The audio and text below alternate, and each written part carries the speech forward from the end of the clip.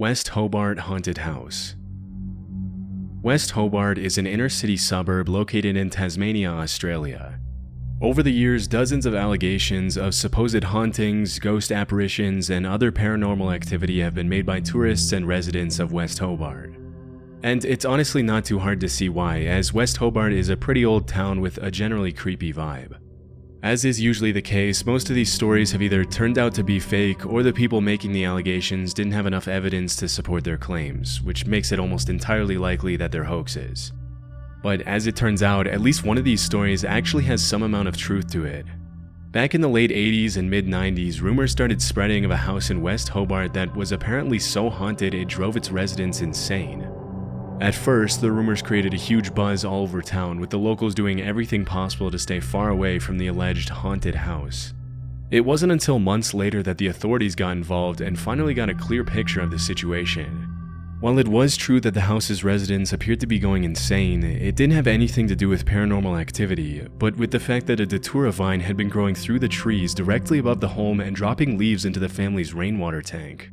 For a long time, the family had been inadvertently consuming microdoses of the plant every single day, which made them slowly but surely start to lose their sanity as they sank further and further into delirium. In case you've never heard of it, datura is a species of plant within the nightshade family, also known as Jimson weed, the devil's weed, or devil's trumpet, and you'll see why in a second. Even though the plant itself looks pretty harmless, it's known for having extremely powerful hallucinogenic properties, which is why it was used for centuries by Native American tribes in coming-of-age rituals and other important ceremonies. The Aztecs also used datura as a painkiller in certain rituals, namely in ritual sacrifices, and it's also commonly used as an ingredient in the ritual of zombification in the Haitian voodoo religion, where it's referred to as the devil's cucumber. As you can probably tell by now, datura isn't your typical recreative hallucinogen, and there's a reason why it's really only ever used in hardcore spiritual rituals and ceremonies, and sometimes by naive people who have no idea what they're getting themselves into. In low to medium doses, datura causes extremely distressing, delirious experiences, and in higher doses it can lead to paralysis and even death. Nowadays, datura is recognized by most tribes as a highly toxic and dangerous plant, and have understandably stopped using it. Before we move on, I wanted to take a minute to talk about War Thunder, the sponsor of this video.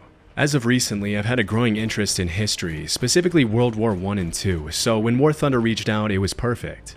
War Thunder is an immersive, large-scale, realistic multiplayer action game where you take control of ground vehicles, aircraft, and naval vessels at locations all around the world. It's completely free to play, available on PC, PlayStation, and Xbox. One thing I really like about the game is its realism. Forget unrealistic features like health bars. In War Thunder, every hit on an enemy has a real effect. Like, if you're accurate enough to hit a plane's fuel tank, it will ignite. And you can visualize all the damage you've done with the X-ray mode. War Thunder includes all advanced military technology like guided missiles or even a nuclear strike that can flatten entire maps, making for a true modern war experience.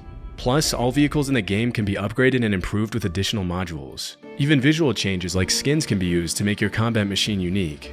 The Seek and Destroy update is out now, which added new missiles with active radar homing, making aerial battles on modern aircraft even more engaging.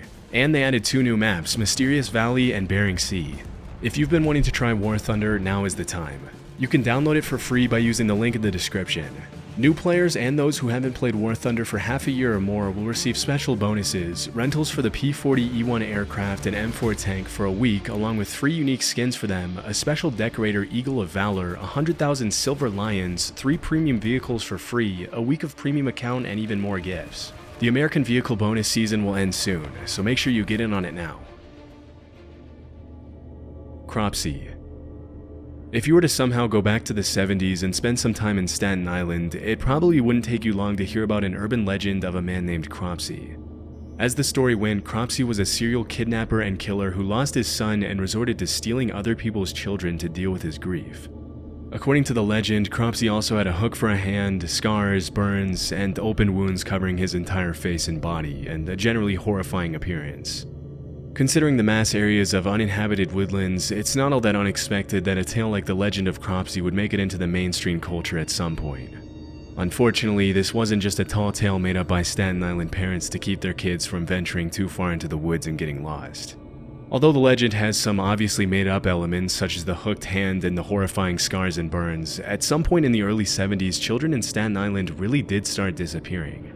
That's when the line between legend and reality started to blur, and the story of the real Cropsey immediately replaced the urban legend.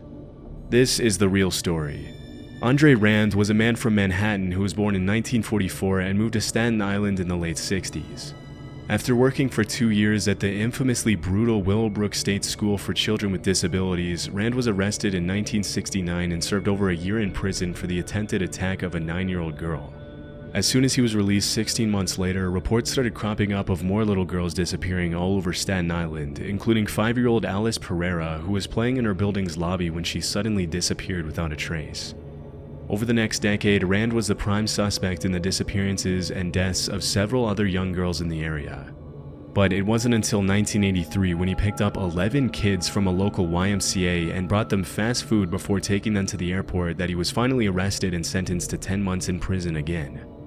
Throughout the 70s and 80s, dozens of young kids disappeared in Staten Island, and although Rand was often the last person to be seen with them, there was ultimately never enough evidence to put him away for a long time. For many years, he would often be seen hanging around young kids, going on walks with them, and even taking them to lunch and dinner with him at local restaurants. After years of letting him walk the streets as a free man, police would finally have a breakthrough in the case in 1987 when they found undeniable evidence that Rand had been behind the disappearance and murder of Jennifer Schweiger, a 12-year-old girl with Down syndrome. In 1988, he was sentenced to 25 years to life, and while he was behind bars, more and more evidence was found that tied him to several other disappearances in Staten Island in the 70s and 80s. Unfortunately, he was only charged with one additional major crime in 2004, which was the kidnapping of Holly Ann Hughes, thanks to which he will spend the next 13 years behind bars until 2037. If he lives that long, he'll be 93 by the time he gets out. The Maine Hermit. The Kennebec Valley is one of the most beautiful regions in Maine, with over 5,000 square miles of forests, rolling hills, and natural paradise surrounding the Kennebec River. Many cabin owners of the North Pond area in the Kennebec Valley have described the area as the most peaceful place on Earth. But it hasn't always been that way. All throughout the 80s, 90s, and early 2000s, there were reports of over 1,000 break-ins in the North Pond cabins.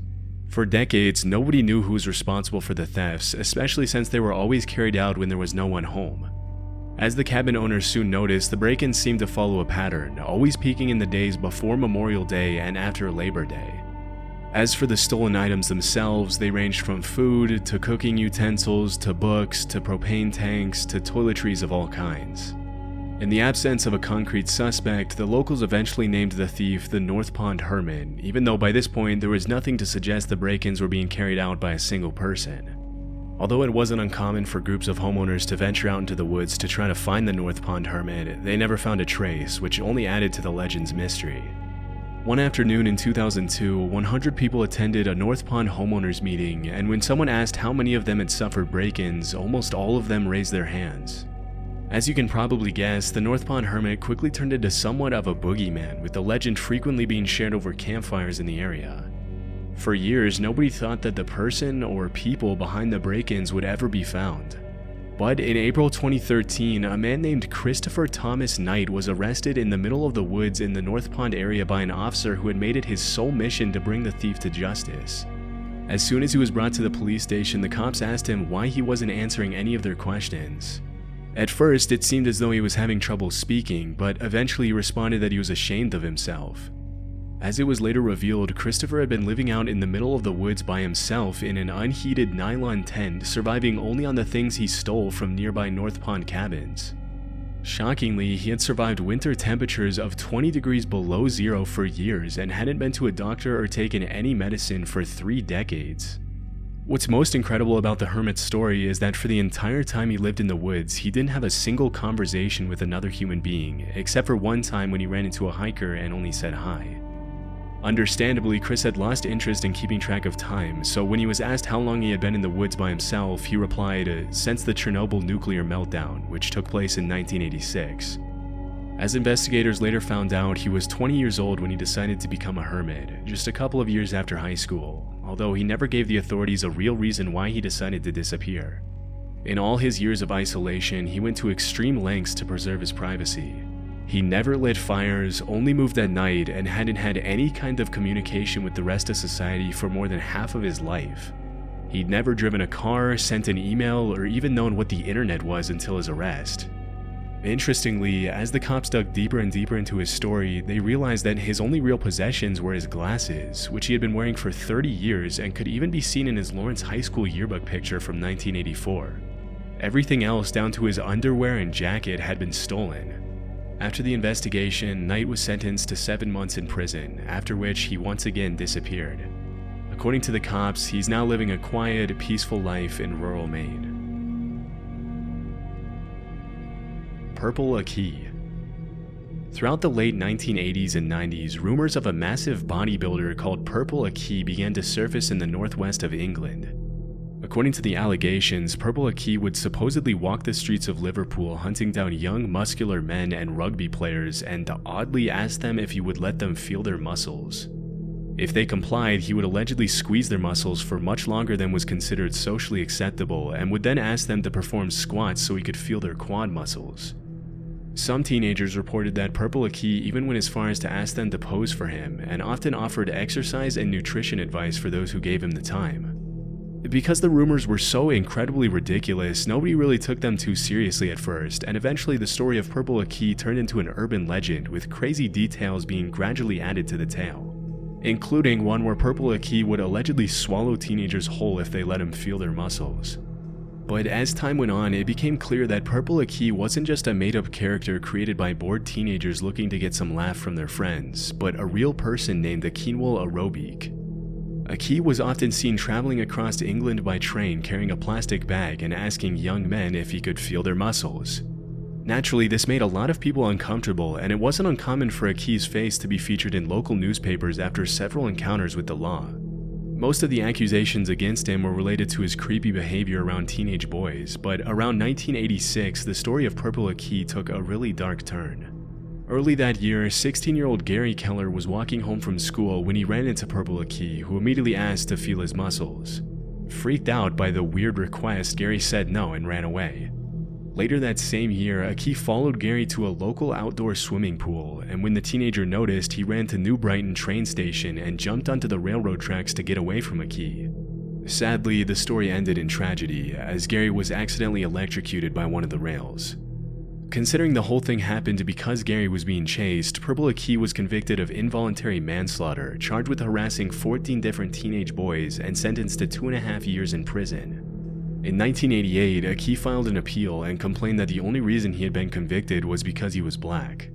Ultimately, the judges agreed there wasn't enough evidence to prove Aki had been directly responsible for Gary's death, and believe it or not, he was freed and awarded £35,000 in compensation.